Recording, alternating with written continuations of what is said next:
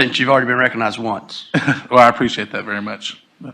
So, one thing that I would ask, and Secretary Gillespie, I think you're really the appropriate person here, is that you would recognize that as a legislative body, we've set policy, and the policy is to try to provide as much flexibility as possible to the individual to make a choice.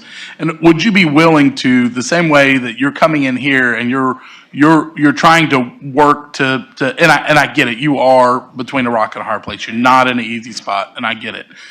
But would you be willing to try to work the system also to push back a little bit on the federal government that doesn't have the same values or the same policy agenda that we have set in the state of Arkansas? So what I really would like to see is energy that's not into just complying, but energy into trying to find some way to make it where there is a balance. And your letter request to make a modification of the final rule, that's the type of thing. I want to see real energy and effort. Are you willing to commit to doing that?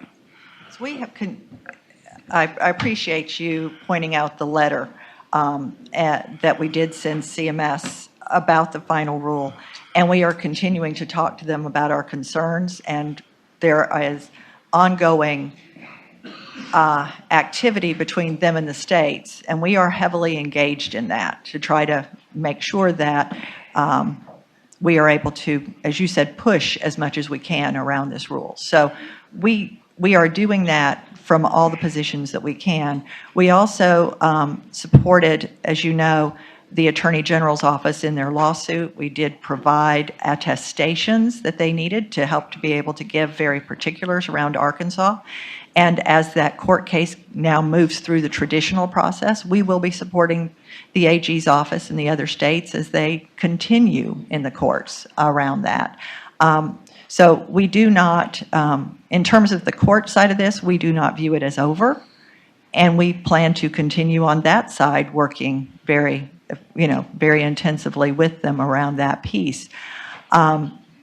So I hope that conveys to you that while we are moving today with your permission to take this first step in action, we're doing it, I think you've seen all three of us, really trying to ensure that we think about our employees as well as our patients as we do it. But also, as Representative Payton said, in our policy, it will be clear that if this IFR goes away, if this rule goes away, we immediately, this is over. This is being imposed only because of that.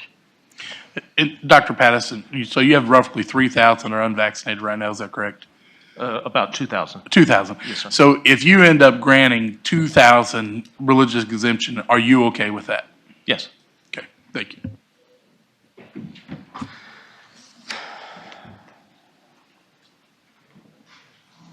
Senator Hammer, you're recognized for the same directions. Very quick. You've already been recognized.